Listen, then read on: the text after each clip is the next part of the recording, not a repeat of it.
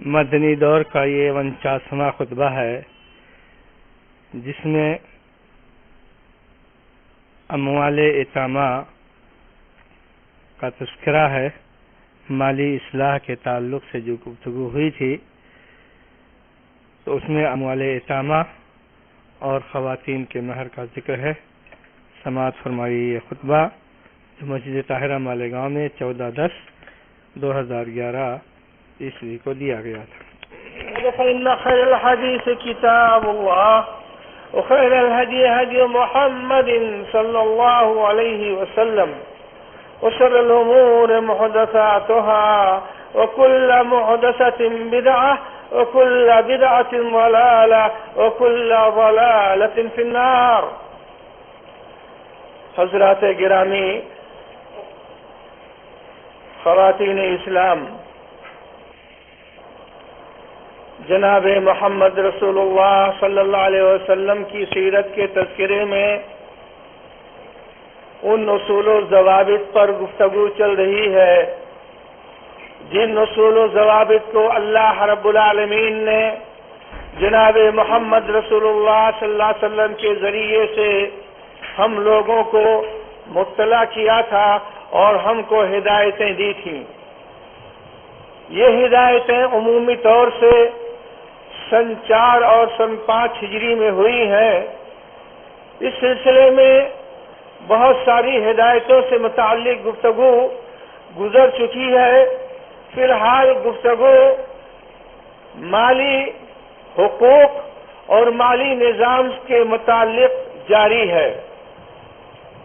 مال کی جو اہمیت اور مال کا جو مقام ہے، اس کے آمد کا جو طریقہ اور اس کے خرچ کا جو طریقہ ہے، اس پر اللہ رب العالمین نے پہلے ہی انسانوں کو متوجہ کیا تھا اور ان کو ہدایتیں دی تھیں، اور پھر انسانوں سے ہمدردی کرتے ہوئے مختلف قسم کے لوگوں کے ساتھ تعاون کی اپیل کرتے ہوئے اللہ رب العالمین نے انسانوں کو، جن کو اللہ رب العالمین نے مالدار بنایا ہے، ان کو ہدایت دی تھی کہ مختلف طرح سے تعاون کے ذرائع اور تعاون کے میدان تمہارے لیے موجود ہے، لہذا اپنے مال کے ذریعے سے لوگوں کی مدد کیا کرو۔ اسی ضمن میں اللہ رب العالمین نے پہلے ہی زکوٰۃ فرض کر کے مسلمانوں کو خصوصی طور سے یہ ہدایت دی تھی، اور ایسے ہی جو عطیات ہوتے ہیں، جو صدقات ہوتے ہیں، نظر میں جو مال آتے ہیں، ان تمام مالوں کو اللہ رب العالمین اپنے غریب بندوں پر خرچ کرنے کی ہدایتیں عام انسانوں کو بھی دیتا ہے اور خصوصی طور سے مسلمانوں کو بھی دیا ہے۔ اسی کے تعلق سے اللہ رب العالمین نے ایک آیت نازل فرمائی جس کو سورہ نساء کہا جاتا ہے۔ سورہ نساء میں بہت سارے ایسے معاملات ہیں جن کا تعلق عورتوں سے ہے، خصوصی طور سے ان سے متعلق معاملات پر اللہ رب العالمین نے توجہ دلائی ہے، اور ان سے متعلق جو مالی معاملات تھے، جو مالی امور تھے، ان کی جانب اشارہ فرمایا ہے۔ انہی امور اور انہی معاملات میں سے وراثت کا ایک اہم معاملہ ہے جس کو اللہ رب العالمین نے اسی صورت میں ذکر کیا ہے۔ اس زمانے میں جو جناب محمد رسول اللہ صلی اللہ علیہ وسلم کا زمانہ تھا، اس زمانے میں مال کے تعلق سے بہت ساری بے ضابطگیاں انسانوں کے زندگی میں پائی جاتی تھیں۔ خصوصی طور سے ان کا نام لے لے کر کے اللہ رب العالمین نے یہاں انسانوں کو تنبیہ کی ہے اور انسانوں کو بتایا ہے کہ آخر تم ایسا کیوں کرتے ہو۔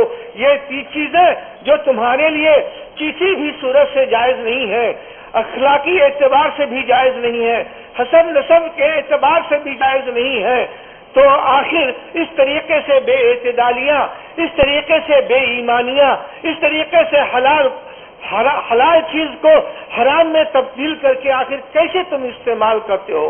بہرحال اللہ رب العالمین نے ابتدائی صورت میں اس پر توجہ دلایا ہے، اور صورت کی ابتدا کچھ یہاں سے ہوتی ہے۔ ایک ایسے انداز میں اللہ رب العالمین نے پہلے تمام انسانوں کو ایک خاندان کا فرد قرار دیا ہے، اور اس کے بعد پھر آگے مال کے تعلق سے، ان کی بے ضابطگیوں کے تعلق سے گفتگو کی ہے۔ چنانچہ اللہ رب العالمین فرماتے ہیں خطاب تمام انسانوں سے ہے، کوئی خاص مسلمانوں سے خطاب یہاں اللہ نے نہیں کیا ہے۔ چنانچہ ارشاد باری تعالیٰ ہے یا ایھا الناس اتقوا ربکم الذی خلقکم من نفس واحدہ، اے انسانوں اپنے اس رب سے ڈرو، وہ رب جو تمہارا مربی ہے، وہ رب جو تمہارا خالق ہے، اور وہ رب جو اس کائنات کے نظام کو چلاتا ہے اور اس میں تمہارا چلنا بھی شامل ہے۔ وہی تم کو موت دیتا ہے، وہی تم کو حیات دیتا ہے، وہی تم کو روزی دیتا ہے، اور وہی تمہارے جینے کا سامان کرتا ہے۔ تو اپنے اس رب سے ڈرو، وہ رب جو کہتا ہے اس کو حساب سے سنو، اور جو ہدایتیں دیتا ہے تو اس کے ہدایتوں کے مطابق عمل کرو، کیونکہ ڈرنے کا تو یہی مطلب ہوتا ہے انسان جس سے ڈرتا ہے اس کی باتوں کو مانتا اور سنتا ہے۔ تو سب سے پہلے اللہ رب العالمین سے ڈرو، اور پھر وہ جو ہدایتیں دیتا ہے گویا کہ اس ہدایت کے مطابق عمل کرو۔ کس رب سے ڈرو؟ اس رب سے ڈرو جس نے تم کو ایک جان سے پیدا کیا ہے۔ کائنات میں بسنے والے جتنے بھی انسان ہیں، ابتدا سے لے کر کے انتہا تک، اگر ان کا سرا پکڑ کر کے اور آپ جوڑتے چلے جائیے تو سب کے سب جا کر کے حضرت آدم علیہ السلام پر مل جاتے ہیں۔ اس طریقے سے انسانوں کا ایک خاندان ہے، اس خاندان کا نام انسانیت ہے۔ انسانی خاندان میں تمام انسان مشرک ہیں، یہ اللہ رب العالمین نے ہم کو اور آپ کو یہ خبر دی ہے اور یہ اطلاع دیا ہے۔ مبہم طور سے رب العالمین نے اتنی بات بتائی ہے کہ ایک جان سے اللہ نے تم کو بنایا ہے، پیدا کیا ہے۔ اس جان کی تفسیر جناب محمد رسول اللہ صلی اللہ علیہ وسلم نے ہم کو بتائی ہے اور مکمل وضاحت کیا ہے کہ سب سے پہلے اللہ رب العالمین نے انسانوں میں حضرت آدم علیہ السلام کی تخلیق کیا، اور ان کی تخلیق عام انسانوں کی طرح نہیں ہوئی ہے کہ مرد اور عورت کی ملاپ سے ان کا وجود ہوا ہو، نہیں، اللہ رب العالمین نے ان کو 60 گز کا انسان بنایا اول یوم ہی۔ ان کے بنانے کے لیے اللہ رب العالمین نے اس کائنات سے مٹی کو استعمال کیا۔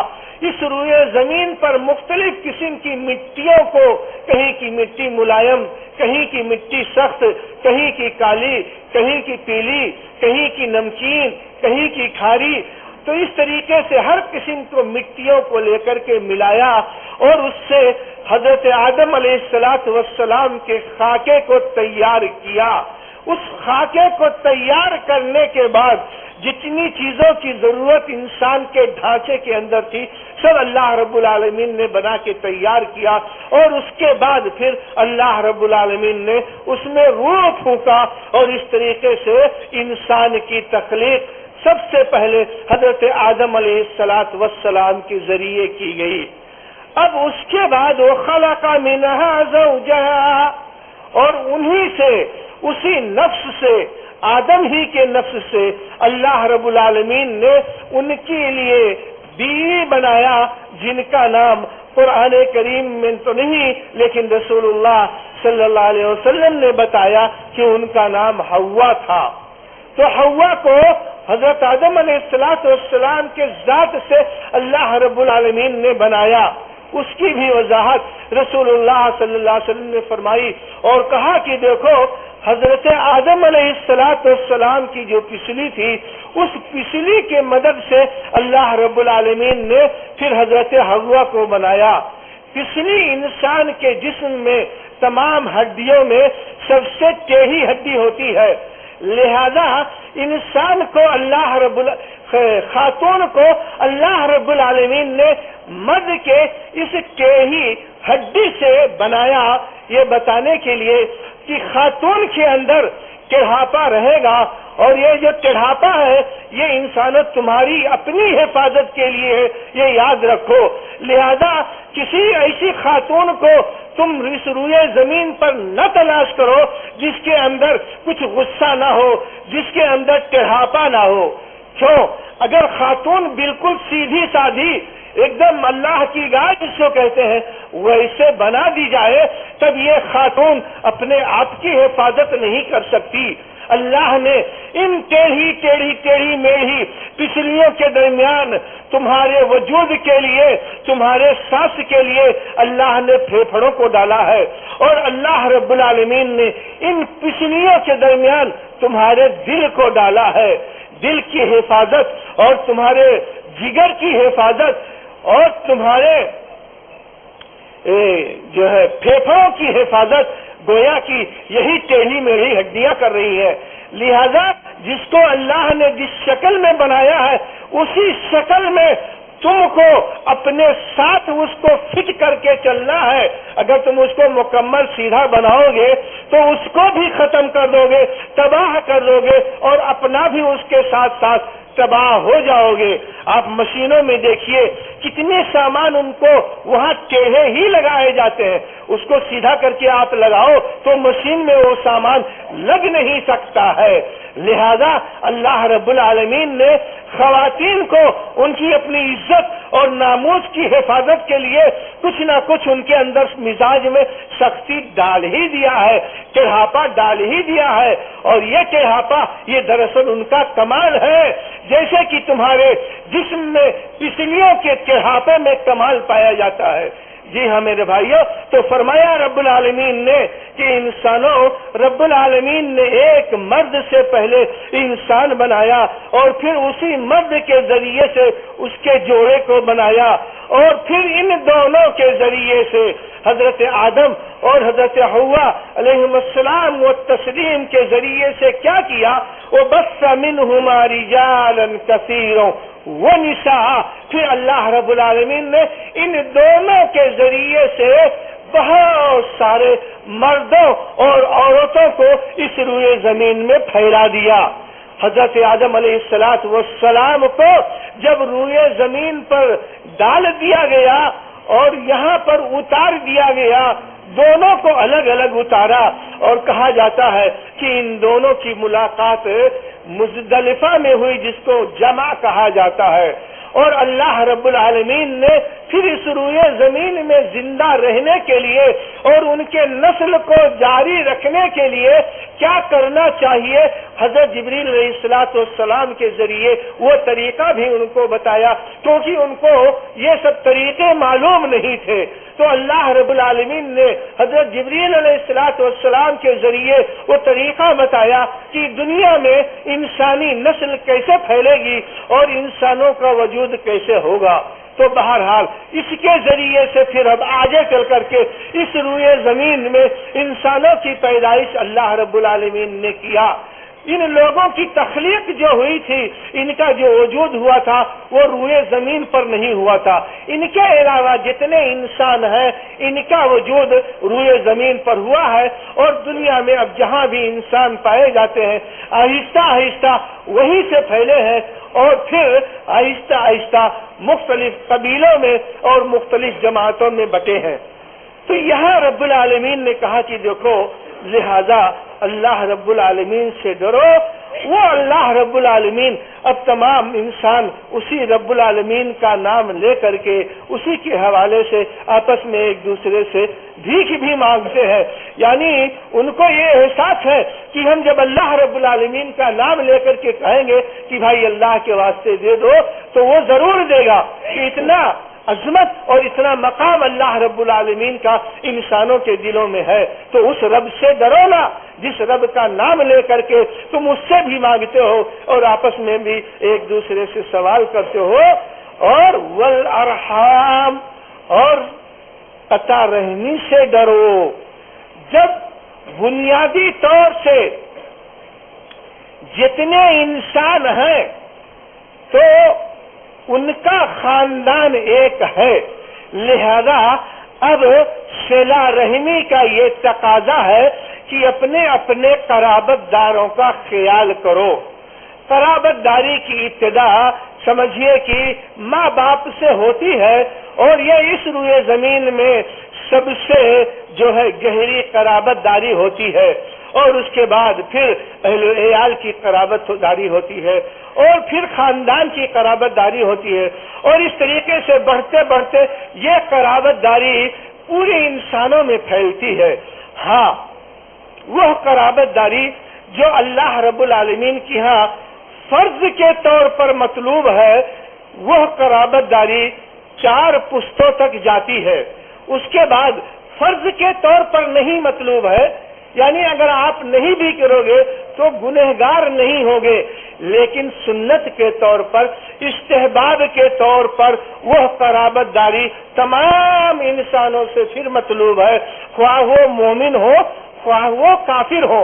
یہی وجہ ہے کہ اللہ کے رسول صلی اللہ علیہ وسلم نے جب پہلا خطاب کیا تھا اپنے خاندان کے لوگوں سے، جس میں کافر زیادہ تر کافر ہی تھے، ان سے آپ نے کہا تھا کہ دیکھو اللہ کے ہاں میں تم لوگوں کی کوئی مدد نہیں کر سکوں گا اگر تم لوگ حالت کفر اور شرک میں مرو گے تو۔ ہاں، یہ الگ بات ہے کہ میری قرابت داری جو تم لوگوں سے ہے، یقیناً میں اس قرابت داری کو قرابت داری کی تراوٹ سے ہمیشہ تر رکھوں گا، یعنی اپنی طرف سے قرابت داری کے جو حقوق ہوتے ہیں میں اس کو ادا کرتا رہوں گا۔ تو قرابت داری یہ صرف مسلمانوں کی آپس میں باہمی ذمہ داری نہیں ہے، بلکہ غیر مسلم بھی قرابت دار ہے تو اس کے ساتھ بھی حسن سلوک اس میں شامل ہے، اور اس سے آگے بڑھ کر کے پھر انسانیت کی جو قرابت داری ہوتی ہے، اس قرابت داری کے حساب سے اللہ رب العالمین تمام مسلمانوں سے یہ چاہتا ہے کہ جتنے بھی انسان ہوتے ہیں ان کا جو حق ہوتا ہے وہ حق ان کو دو۔ تو اللہ رب العالمین نے یہاں سب سے پہلے حضرت آدم حضرت حوا کا ذکر کر کے ہم انسانوں کو یہ بتایا ہے کہ تمام کے تمام انسان کی حیثیت سے ایک دوسرے کے رشتے میں بھائی لگتے ہیں، اور یہ بھائی انسانیت کی بھائی ہوتے ہیں۔ اب اللہ رب العالمین نے جب اتنا عظیم نقطہ بتایا اور 2 مرتبہ بات یہ کہی کہ اللہ رب العالمین سے ڈر کر کے ہی رہنا، کیونکہ ان اللہ کان علیکم رقیبا، اگر اللہ سے نہیں ڈرو گے تو یاد رکھو انسانوں، اللہ رب العالمین تمہارے اوپر نگراں ہے، تمہاری نگرانی کر رہا ہے، تمہاری ہر حرکت پر اللہ رب العالمین نظر رکھے ہوئے ہے، اور یہ نگرانی محض نگرانی اور نظر ہی تک نہیں ہے، بلکہ اس کی تفصیل آپ کو معلوم ہو چکی ہے کہ اس کی کتابت ہو چکی، اس کی کتابت ہو رہی ہے، اور اس پر دیکھنے والے اللہ رب العالمین کی جانب سے فرشتے متعین ہیں۔ جو کچھ انسان کرتا ہے اور جو کچھ انسان کہتا ہے یہ تمام چیزیں محفوظ کی جا رہی ہیں۔ تو اس نگرانی کا تقاضا کیا ہے؟ نگرانی ہو رہی ہے، بس ہو رہی ہے، ختم ہوئی ہے دنیا سے نگرانی ختم اور کل ختم۔ نگرانی کیوں کی جاتی ہے؟ جی ہاں، حساب کتاب کے لیے نگرانی کی جاتی ہے۔ تو حساب کتاب کے لیے اللہ رب العالمین تمہاری نگرانی کر رہا ہے، ورنہ محض نگرانی کرنے سے کچھ حاصل تو نہیں، کچھ فائدہ تو نہیں۔ تو انسانوں، اب اگر نہیں مانو گے، صلہ رحمی کے تقاضوں کو انسانیت کے ساتھ پورا نہ کرو گے، تب گویا کہ اللہ رب العالمین تمہاری گرفت کرے گا۔ اللہ رب العالمین نے اس سے پہلے بہت جگہوں پر انسانوں کو بتایا ان کے مال کے تعلق سے کہ کس کو تم کو دینا ہے۔ وہاں یہ نہیں بتایا کہ وہ صاحب ایمان ہو تبھی دینا ہے، غریب ہو، مسکین ہو، مسافر ہو، غلام کو آزاد کرنا ہو، پڑوسی ہو، وغیرہ وغیرہ۔ تو وہاں یہ نہیں کہا کہ مسلمان ہو، بلکہ جتنے بھی انسان ہو اور ان کی یہ جو قسمیں پائی جاتی ہیں ان کی ذمہ داری تمہارے اوپر ہے۔ لہذا اب اس نگرانی کا تقاضا یہ ہے کہ اللہ رب العالمین تمہارا حساب کتاب لے گا۔ یہ بنیادی قانون اور قاعدہ سب سے پہلے اللہ نے انسانوں کو سمجھایا. اب آگے دیگر جو خامیاں پائی جاتی تھیں زمانے جاہلیت میں ان خامیوں کی جانب توجہ دی اور فرمایا وَآتُوا الْيَتَامَىٰ أَمْوَالَهُمْ وَلَا تَتَبَدَّلُوا الْخَبِيثَ بِالطَّيِّبِ وَلَا تَأْكُلُوا أَمْوَالَهُمْ إِلَىٰ أَمْوَالِكُمْ إِنَّهُ كَانَ حُوبًا كَبِيرًا. انسانوں ذرا توجہ کرو، یتیموں کے مال کے تعلق سے رب العالمین کی یہ ہدایت ہے کہ تم یتیموں کا جو مال ہے پورے طریقے سے ٹھیک سے ان کے مال کو ان کو واپس کر دیا کرو. وَآتُوا الْيَتَامَىٰ أَمْوَالَهُمْ، یتیموں کے مال کو ٹھیک طریقے سے ان کو واپس کر دو. وَلَا تَتَبَدَّلُوا الْخَبِيثَ بِالطَّيِّبِ، اور جو تمہارا مال ہے طیب مال ہے پاک مال ہے اس مال کو یتیموں کے مال میں ملا کر کے خلط ملط کر کے اپنے مال کو نجس و ناپاک نہ کرو. یتیموں کے مال سے ملا دو گے پتہ نہیں چلے گا اس میں کہ کون کس کا ہے، اور پھر تمہاری نیت خراب ہو جائے گی اور پھر سوچو گے کہ اس مال کو چلو اڑاؤ جتنا اڑا سکو، لہذا یہ کام نہ کرو. معلوم یہ ہوا کہ زمانے میں لوگ یہ کام کرتے تھے. جی ہاں یہ کرتے تھے. یتیموں کا مال جو ہوتا تھا اپنے مال میں ملا لیتے تھے اور ملانے کے بعد ان کی یہ خواہش ہوتی تھی کہ جو کھوٹا مال اس میں سے ہوتا ہے، غلہ ہے اگر اچھا والا دانا ہے تو اپنا لے لو، کھوٹا والا دانا ہے تو اس کو دے دو. پھل ہے اچھا والا اپنا دے دو، خراب والا اس کو دے دو. اور اسی طریقے سے جب خلط ملط کر لیتے تھے تب اس طریقے سے پھر بٹوارا کرتے تھے. تب یقیناً یہ بٹوارا تو بھید بھاؤ کا بٹوارا ہوا نا، یہ بٹوارا تو مزاج کا کہ فساد کا بٹوارا ہوا نا. تو اللہ رب العالمین نے تنبیہ کیا اور کہا کہ ایسا نہ کرو. وَلَا تَأْكُلُوا أَمْوَالَهُمْ إِلَىٰ أَمْوَالِكُمْ، ان کے مال کو اپنے مال میں ملا کر کے نہ کھاؤ. إِنَّهُ كَانَ حُوبًا كَبِيرًا، یہ تو بہت مجرمانہ عمل ہے، اللہ رب العالمین کے ہاں بہت بڑا گناہ ہے. ایسا نہ کرو، یتیموں کے مال کے ساتھ ایسا نہ کرو، ملا کر کے نہ کھاؤ. حالانکہ اللہ رب العالمین نے بعد میں اجازت بھی دی ملانے کی. بہت سے لوگوں کو دقت اور پریشانی ہوئی، انہوں نے سوال کیا رب العالمین اللہ کے رسول صلی اللہ علیہ وسلم سے کہ یہ تو بڑی دقت اور پریشانی کی بات ہو گئی. تو ان کو اجازت ملی کہ ہاں مال تم ضرور ملا کے رکھ سکتے ہو، لیکن بھی پھر مطلب یہ ہے کہ تقسیم میں خیانت نہ کرو. اور مال کی نوعیت جس طریقے سے ہوتی ہے، جیسے تم اپنے لیے جو حصہ پسند کرتے ہو وہی اس یتیم کے لیے بھی پسند کرو. معلوم یہ ہوا کہ کسی بھی انسان کے مال کا لینا ناجائز طریقے سے یہ کسی بھی انسان کے لیے جائز نہیں ہے. کیوں بھائیو؟ اس وجہ سے کہ یہاں دراصل علت اور خرابی کس چیز میں پائی جاتی تھی؟ مال کے تعلق سے پائی جاتی تھی. کیونکہ عموماً لوگ اپنے یتیموں کے مال کو اپنے ساتھ ملا کر کے ایسا کرتے تھے، تو خطاب اللہ رب العالمین نے خصوصیت سے اس مسئلے کا نام لے کر کے کیا.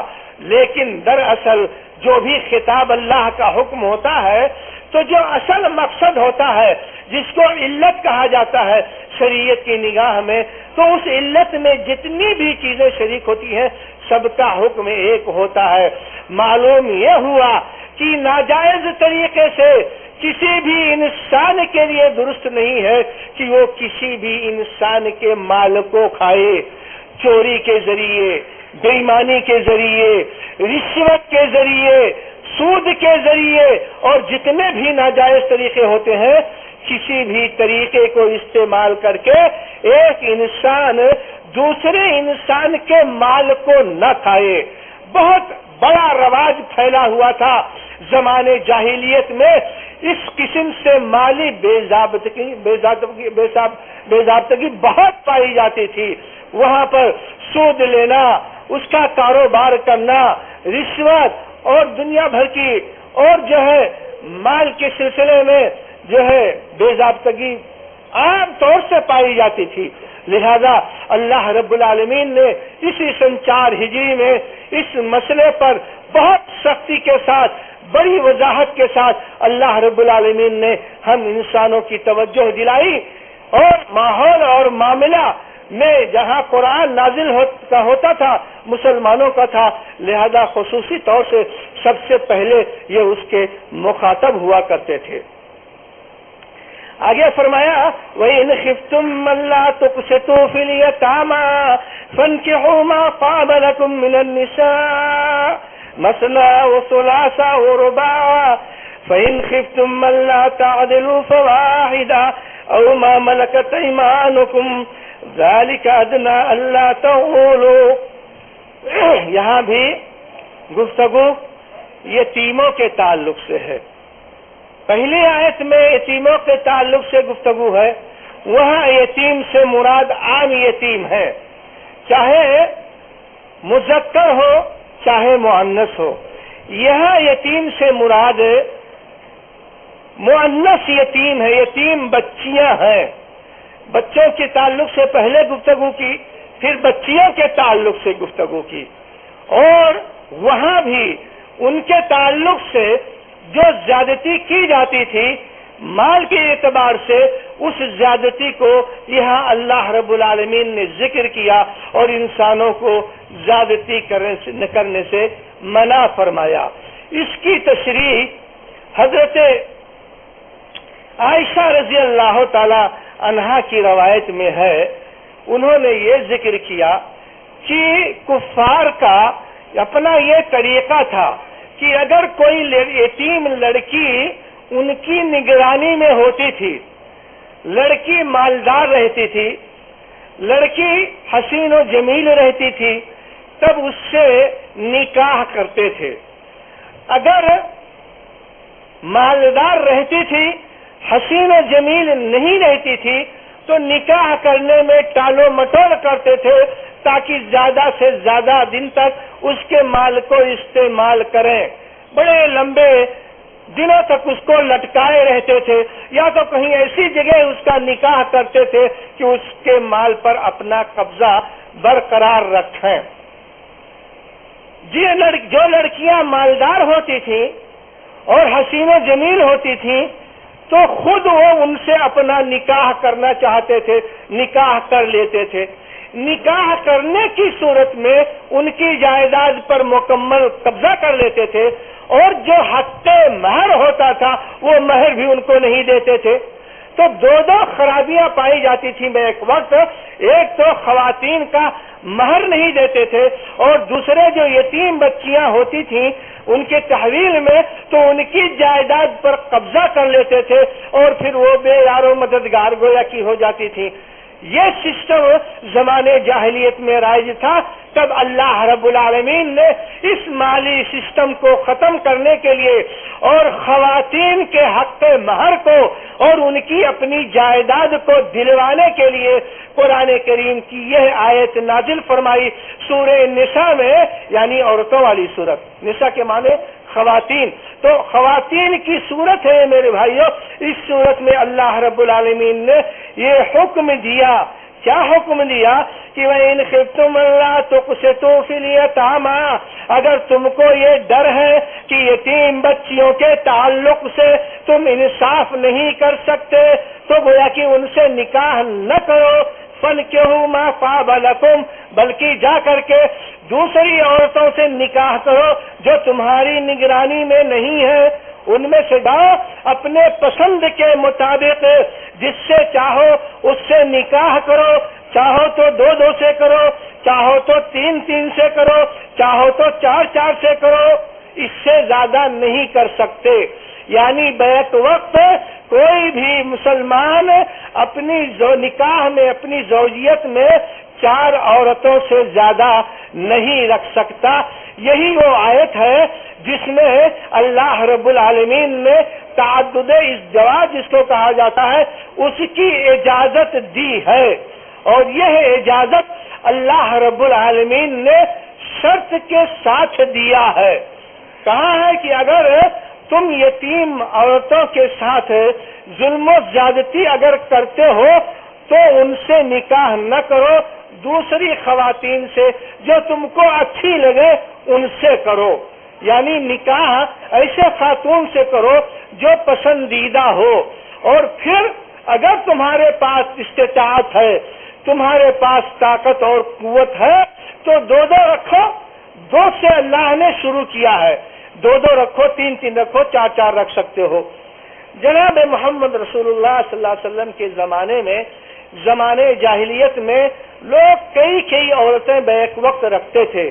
بہت سارے لوگ ایمان لانے کے بعد جب رسول اللہ صلی اللہ علیہ وسلم کے پاس آئے اور آپ کو بتایا تو آپ نے ان میں سے ہر ایک کو یہی کہا، اختر منہن اربعن، اس میں سے 4 کو پسند کر لو اور بقیہ کو طلاق دے دو، کیونکہ 4 سے زائد نکاح کرنا یہ عام مسلمانوں کے لیے جائز نہیں ہے، یہ صرف جناب محمد رسول اللہ صلی اللہ علیہ وسلم کے لیے اللہ رب العالمین نے جائز قرار دیا تھا، کیونکہ اس قدر کثرت کے ساتھ خواتین کے ذریعے سے اللہ رب العالمین دین کا کام لیتا تھا، اور دین کی نشر و اشاعت کا کام جو ہے رسول اللہ صلی اللہ علیہ وسلم کے گھر سے ان خواتین کے ذریعے ہوتی تھی۔ اس کے علاوہ اور بھی اس کے مقاصد ہو سکتے ہیں، تو اللہ رب العالمین نے کہا کہ اب یہ 4 جو عورتوں کی بات تم کو بتائی گئی، 3 کی بات اور 2 کی بات بتائی گئی ہے، تب یہ ایسے علل ٹپ نہیں ہے، یہ صرف اس صورت میں ہے جب تم ان کو رکھ کر کے عدل و انصاف کے تقاضوں کو پورا کر سکتے ہو، تو ایسا نہیں ایک کے ساتھ رہو دوسرے کے ساتھ نہ رہو، ایک کو کھانا خرچہ دو دوسرے کو نہ دو، ایک کو 1000 دو تب دوسرے کو 100 دو، ایسا نہیں۔ عدل و انصاف کے یہ منافی ہے، مکمل طریقے سے اگر تم عدل و انصاف کر سکتے ہو تب اس طریقے سے تعدد ازدواج کی اجازت تم کو اللہ نے دیا ہے، 2 کر سکتے یا اس سے زیادہ 4 تک، لیکن اگر تم کو یہ خطرہ ہو تو، تم کو یہ ڈر ہو تو، صرف ڈر کی بات ہے، اور اگر یقین ہو تو تب تو مسئلہ ختم ہے تمہارے لیے۔ اگر یہ خطرہ ہو تو اللہ تعدلوا فواحدہ کی تعدد ازدواج کے ساتھ تم عدل و انصاف پر قائم نہ رہو گے، تب پھر اللہ رب العالمین کی جانب سے تم کو 2 عورتوں کے رکھنے کی اجازت نہیں ہے، 3 عورتوں سے شادی نہیں کر سکتے، 4 عورتیں نہیں رکھ سکتے، اسی وقت رکھ سکتے ہو جب تم انصاف کرو۔ اگر 2 کو رکھا، ایک پر ظلم و زیادتی، ایک کو ستا رہے ہو، ایک کو ترسوا رہے ہو اور دوسرے کو لاد رہے ہو، یہ مسلمانوں تمہارے لیے سراسر ناجائز ہے، حرام ہے۔ تمہارا یہ رشتہ، یہ تمہاری یہ دوسری شادی اللہ رب العالمین کو مقبول نہیں ہے، رب العالمین کے دربار میں تمہارا یہ نکاح خارج کیا جاتا ہے۔ لہذا اگر یہ خطرہ ہو تو اللہ تعدلوا فواحدہ کی انصاف نہیں کر سکتے تو صرف ایک عورت سے شادی کرو، اور اگر یہ بھی خطرہ ہو کہ اکیلے بھی رہے گی تو بھی تم نباہ نہیں کر پاؤ گے اس کے ساتھ، ہمیشہ تمہارا ہاتھ اس کی کنپٹیوں پر رہے گا اور تمہارے ہاتھ میں ڈنڈا رہے گا اور اس کی پیٹھ رہے گی، ظلم و زیادتی کرو گے، بیوی کو لاگے گھر میں کر دیا، چلے گئے پردیس، پتہ چلا 10 سال معلوم نہیں کہاں کمائی کر رہا ہے، کس کے لیے کیا لوٹ رہا ہے، چلے گئے گھر پہ چھوڑ کر بیوی کو، غائب ہے 2 3 سال، کچھ خبر نہیں، خرچہ نہیں۔ تو اگر یہ ڈر ہے تو جمع غائب، کوئی بھی مسلمان کسی حرہ عورت سے نکاح کر ہی نہیں سکتا ہے۔ جی ہاں، یہ دین اسلام کی ہدایتیں اور اس کی تعلیمات ہیں۔ لوگ تعدد ازدواج کا نام جب آتا ہے تو لوگوں کو جیسے مرچی لگ جاتی ہے، کہ یہ مسلمان ایسا مسلمان ویسا، آگے نہیں دیکھتا ہے کہ مسلمانوں کے اوپر کتنے شرائط ہیں اور اپنا ایک کے بجائے 10 رکھے ہم اور ہمارے 25 تو چلے گا، لیکن مسلمان اگر شروط اور اصول کے ضوابط کے مطابق رکھے تب یہ کیا ہوتا ہے، یہ جو ہے پھر خواہش نفس کا متبع ہوتا ہے۔ تو میرے بھائیوں، اللہ کیا کہتا ہے، نکاح نہیں کرنا تم لوگوں کو۔ کب نہیں کرنا؟ اگر تم کو یہ خطرہ ہے کہ ہم بیوی کو لائیں گے اس کے ساتھ انصاف نہیں کر سکیں گے تو اللہ کہتا ہے تو تم نکاح ہی نہ کرو، بغیر شادی کے گھومو پھر ایسے، اور نہیں تو لونڈی خرید لینا اور پھر لونڈی سے اپنا کام چلانا۔ تو کیا فرمایا کہ دیکھو اگر ایسا نہیں کر سکتے تو او ما ملکت ایمانکم، تو جاؤ اور لونڈی کوئی خریدو اور لونڈی سے اپنا کام چلاؤ۔ ذالک ادنا اللہ تعولو، یہ بہتر ہے اس بات کے لیے کہ تم ظالم نہ بنو، عدل و انصاف پر قائم رہو، کیونکہ نکاح کر لو گے خرچہ خرابہ نہیں دے پاؤ گے، اللہ کی نگاہ میں ظالم ٹھہرو گے اور اسی حال میں اللہ کے ہاں پہنچو گے۔ تو یہ ظلم و زیادتی کا جو خواتین کے اوپر تم نے کیا ہے، گھر میں باندھ کر کے اور لگا دیا کہ جاؤ تم ہی چرخا کاٹو اور تم ہی جاؤ وہاں رات بھر کارخانے میں کام کرو، تب یہ حساب کتاب اللہ کے ہاں ہوگا۔ جی ہاں، تو ظالم بن کر کے اللہ رب العالمین کے ہاں جاؤ تو اس سے اچھا ہے نہ کرو شادی، تاکہ ظالم بن کر کے نہ جاؤ اور لوڈیوں کے ساتھ اگر عدل و انصاف نہ بھی کر پاؤ تو اللہ کے ہاں اتنی گنجائش موجود ہے۔ میرے بھائیوں، تو اللہ رب العالمین نے یتیمہ لڑکیوں سے مال کے تعلق سے گفتگو کیا، چاہے وہ مال ان کی اپنی جائیداد ہو اور چاہے وہ مال ان کے اپنے مہر ہو جو نکاح کے وقت فرض کیا جاتا ہے اور ان کو دیا جاتا ہے، اور یہ بہت بڑی ذمہ داری ہوتی ہے نکاح کرنے والے کے اوپر میرے بھائیوں۔ اور یہی وجہ ہے کہ اگلی آیت میں بالکل صراحت کے ساتھ اللہ رب العالمین نے آرڈر دیا ہے تمام ان لوگوں کو جو نکاح کرتے ہیں، مہر کے تعلق سے یہ اللہ کا حکم ہے اور اللہ کا آرڈر ہے کہ خواتین کو مہر دے ہی دیا کرنا، ہاتھ نہیں پھیلانا ان کے سامنے۔ شادی کرنے کے لیے ڈھول تاشا اور ناچ گانا اور کمپنیاں لانے کے لیے قوالوں کو اور جو ہے دیگر اخراجات فضول خرچیوں کے لیے تو پیسہ ہے تمہارے پاس، اور جب مہر کی بات ہوئی تب بیوی جا کہہ رہے مجھے معاف کر دے۔ ارے کیوں معاف کر دے؟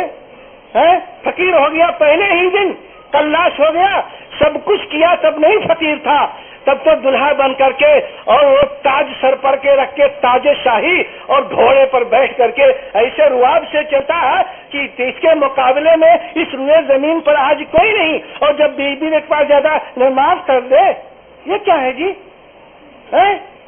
وہ گھوڑے سے اتر کر کے اب تو خنزیر پر بیٹھ گیا پہلی ہی رات میں۔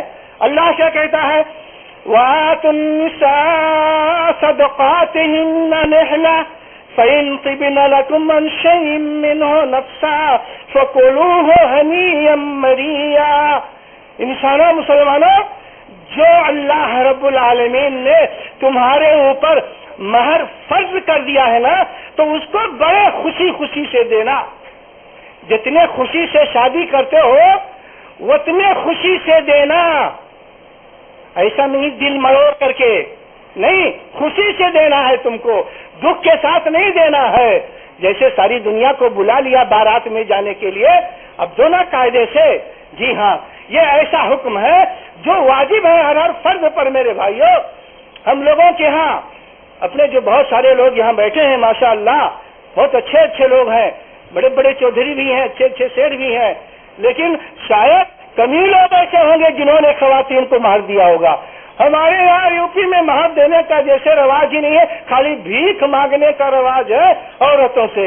جی ہاں، یہ حکم سن لیجئے آپ تمام لوگ اور آج ہی اپنا قصہ دے دیجئے، فقیر مت بنیے گا عورتوں کے سامنے۔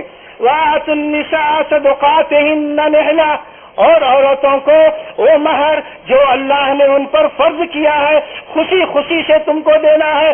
دل مروڑ کر کے دو گے, ٹیڑھا میڑھا بن کر کے دو گے تو بھی گویا اللہ کے ہاں چلے گا نہیں, خوشی خوشی دینا ہے.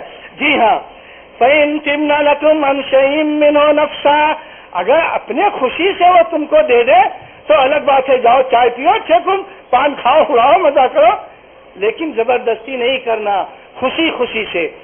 تو جیسے خوشی سے ان کو اڑھاتے پہناتے ہو, ان کے لیے تمام ضروریات لاتے ہو, زیوروں سے لاد دیں گے لیکن مہر بخشوائے رہیں گے. میرے بھائیوں, یہ سب ٹھیک نہیں ہے. دنیا میں جو زیور دینا وہ اتنی بڑی ذمہ داری نہیں ہے. کوئی ضروری ہے کہ 3-4 ہزار کا سوٹ پہناؤ لیکن مہر دینا ضروری ہے, تو 4,000 کا سوٹ تو دے دو گے جو مستحب ہی نہیں ہے, لیکن وہ بھی عید کے نام سے دو گے, اور جو مہر واجب ہے وہ نہیں دیتے. تو فرمایا کہ دیکھو بالکل نہیں لینا, جب وہ اپنی راضی خوشی مرضی سے تم کو دے اپنی طرف سے, اچھا ٹھیک ہے لے جائیے, آپ کو ضرورت ہے لے لیجئے. تو کہا فَإِن تِبْنَا, یہاں بھی وہاں تابا ہے, یہاں تبنا ہے. کہا کہ اگر خوشی خوشی سے اپنے من سے تم کو دے دے تو ٹھیک ہے, تو لے لو, اور اگر نہ دے تب نہ لو. کچھ دے, 10-5 دے دے اپنے من سے تو بھی لے سکتے ہو, ایسی بات نہیں ہے. فَكُلُوهُ هَنِيًّا مَرِيًّا, تو کھاؤ پیو, مزے سے اس کو اڑا سکتے ہو, ایسی بات نہیں ہے, کھا سکتے ہو. تو یہ ہدایتیں کیوں دی گئی ہیں؟ کیونکہ اس طریقے سے رسم و رواج وہاں تھا زمانے جاہلیت میں. تو اس زمانے جاہلیت کے رسم و رواج کو مٹانا ہے میرے بھائیوں, اور اس کو ختم کرنا ہے. اگر اسی رسم و رواج پر ہم لوگ باقی رہے تب نبی کے آنے, قرآن کے آنے سے فائدہ کیا ہوا, جب اسی کو لپیٹے پھرتے رہے ہم لوگ. لہذا ان تمام باطل رسومات کو جو مال کے تعلق سے تھی اور مہر کے تعلق سے, خواتین کے تعلق سے جو ظلم و زیادتی ہو رہی تھی, ان کو ختم کرو اور بتاؤ دنیا والوں کو کہ دین اسلام کتنا امن پسند, کتنا صلح پسند مذہب ہے, جو انسانوں کو دعوت دیتا ہے کہ ایسے ایسے تم کو زندگی گزارنا ہے. اللہ رب العالمین ہم تمام مسلمانوں کو اس کی توفیق عطا فرمائے کہ جو حقوق تو نے ہم پر رب العالمین لازم کیا ہے ہم اس کو صحیح طریقے سے ادا کر سکیں. رب العالمین دین اسلام کے اصول و ضوابط کو سمجھنے کی توفیق عطا فرما اور اس کے مطابق عمل کرنے کی توفیق عطا فرما. بار الہ ہمارے گناہوں کو, ہماری غلطیوں کو, ہماری کوتاہیوں کو اور ہماری غفلتوں کو معاف فرما دے. رب العالمین جب تک اس دنیا میں ہم زندہ رہیں عزت احترام کے ساتھ دین اسلام پر زندہ رہیں اور ہمارا خاتمہ ہو تو ایمان پر ہو. آمین یا رب العالمین. اقول قولی ھذا واستغفر اللہ لی ولکم وللسائر المسلمین من کل ذنب فاستغفروه انه هو الغفور الرحیم.